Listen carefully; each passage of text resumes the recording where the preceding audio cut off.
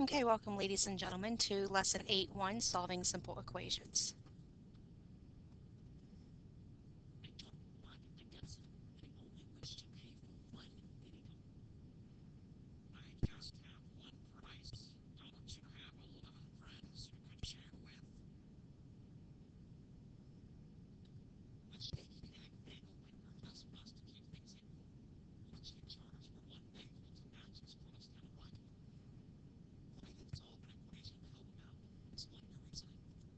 Okay, ladies and gentlemen, you want to pull up your companion page.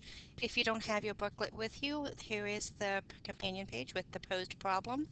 And don't forget, at the bottom there is the reflection piece.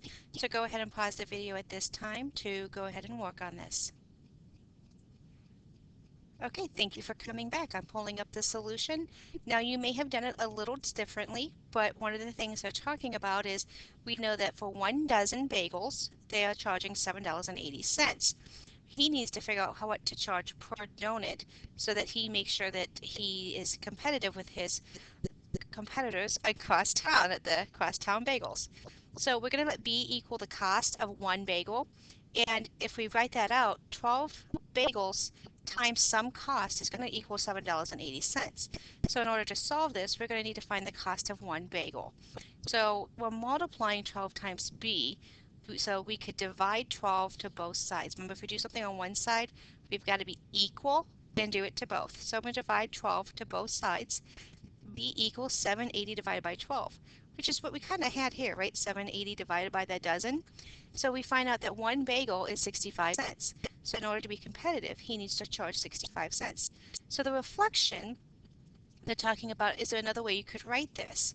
And so one of the ways you could have done was to start out with the $7.80 per dozen equaling B.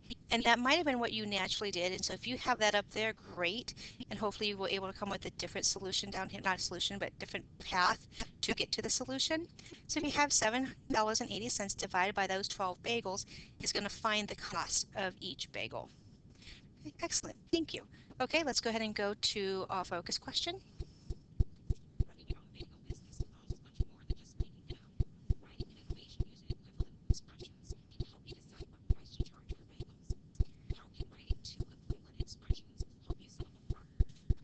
Okay, so ladies and gentlemen, as we're going and you start saying, when am I going to need this? Blah.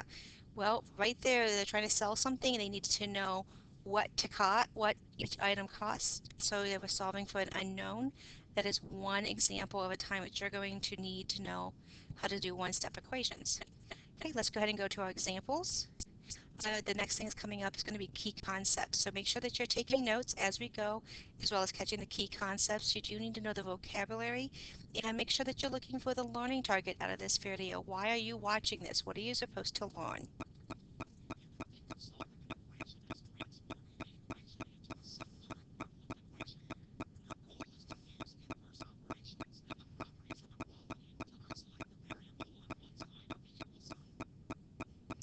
In English, you're trying to get the variable or the letter by itself. And you're going to be doing the opposite of whatever you see happening. So if they're adding, you subtract. If they're subtracting, you'll add. Multiplication is the same. If it's multiplying, you divide. Dividing, you'll multiply. So you're just going to do the opposite. We're talking about properties of equality.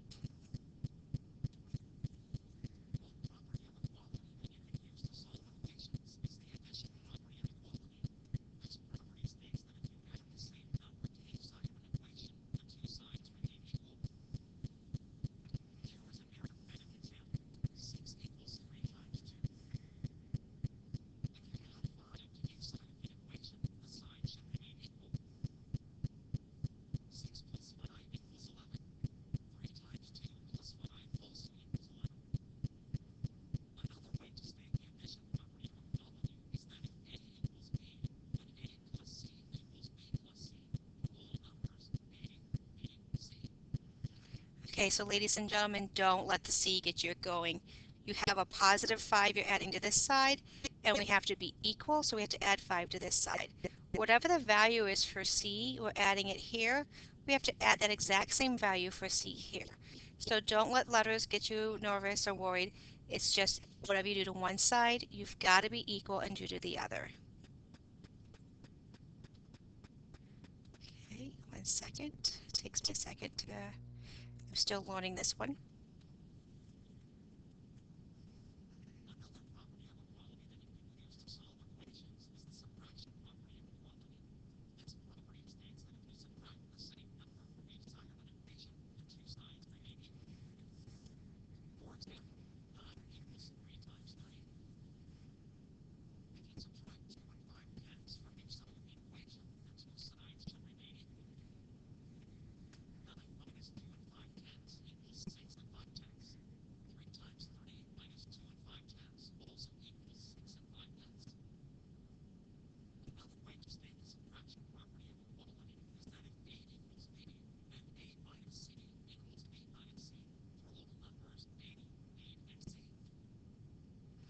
Again, we're subtracting.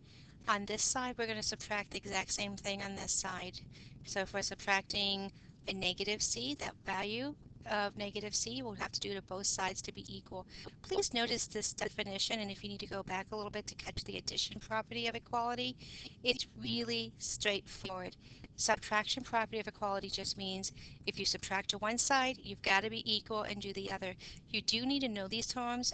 They will definitely help you in your geometry class when you have to prove that you're allowed to do this to find an answer. So it's going to be helping you a little bit later on more than, well, it helps you now, but the vocabulary is more important for later. Okay, so let's go ahead and continue. I have a little button down here that lets you erase the whole thing in one click. So cool. Okay.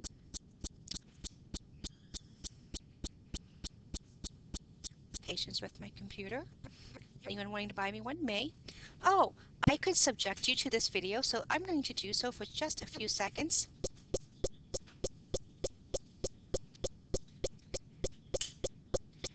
Okay, let me tell you, if you really want the detailed explanation of how to do that, you may sign in under practice. You're going to go to lesson 8.1, and that is actually lesson 1, and you're going to want to watch topic C 8.1, and you're going to want to watch examples part 1. Let me sum it up for you. In the next slide, we're going to see how we can use this. This is a tool that you may use. It'll be under your math tools where you find the calculator and digits. This gentleman is just really boring, and I'd rather just do a quick show of how to do it for you.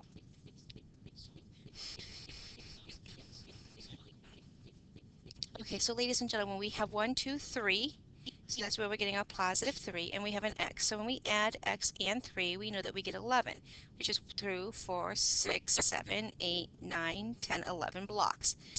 What this tool helps you do is you want to balance. You want this to be in an equal sign, at least for our purposes at this point. So if I take one block off on this side, you see now this weighs less, so I need to take a block off on this side. It doesn't really matter if I take it from the end, the middle, it's no choice, it's whatever I want to do. So I have an equal sign. I take another block off, I take another block off, just to show you I really can take it from wherever. So I'm saying x plus 1 is going to be 9. Now some of you are already guessing the answer, but we're doing a practice. Okay, so I still have my equal signs, and hopefully you've noticed as I do these things, I get a less than or greater than sign sometimes, because depending if it's in balance. If it's in balance, it says x equals 8 blocks. That means my answer is 8. So if I just put 8 back in here for x, 3 plus 8 equals 11. That is in fact true. Let's try another one.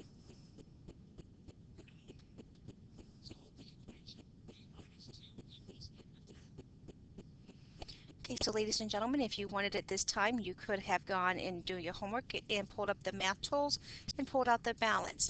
Now, we talked about the addition property and the subtraction property. What I want to do is the opposite of whatever is being done here. So if I have a subtraction sign, I'm a negative sign, I need a positive or a plus sign as I take the value that's opposite, which is going to be 2. If I do it to this side, that's right, I've got to do it to this side. So I'm going to add 2 to both sides. This gives me b plus 0. If you write it right minus 0, it doesn't matter because 0 is either neither negative or positive. Negative 10 plus 2. Well, you can think of this as in a number line, and you can draw that out, and you could say, well, there's 0. Here's my negative 10.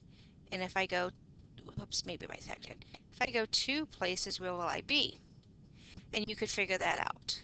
Or you can say, my mom borrowed $10 from me, negative because she borrowed.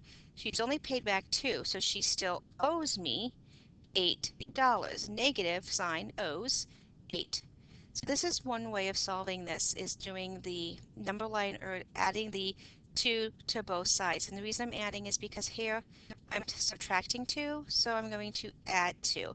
That way when I do this, I get a 0 because I want B by itself. Okay, make sure you're taking these notes as we go. I'm going to hit the erase button, so if you need a pause. Okay, so let's see what they show us as the solution set, because they're going to show it slightly different. I work vertical, they're showing you it in horizontal, what that means left to right. So when they add the 2 to both sides, how I wrote it underneath, they write it to the side both of just fine. It's whatever you prefer. So B minus 2 plus 2 equals negative 10 plus 2. Again, B is still equals to negative 8. We can substitute that in. Wherever I see a B, I put in negative 8 minus 2 equals negative 10. For those of you who are saying, but how do I know? Remember, 5 minus 3 is going to give you 2. 5 plus a negative 3 will give you 2. So it doesn't matter if I put a plus sign in here or not. It's your choice. They get negative 10 equals negative 10, and that's what I'm worried about. This is the end of the first part of this video where we talked about the properties of equality for addition and subtraction. Please make sure you watch part 2 where we talk about multiplication and division.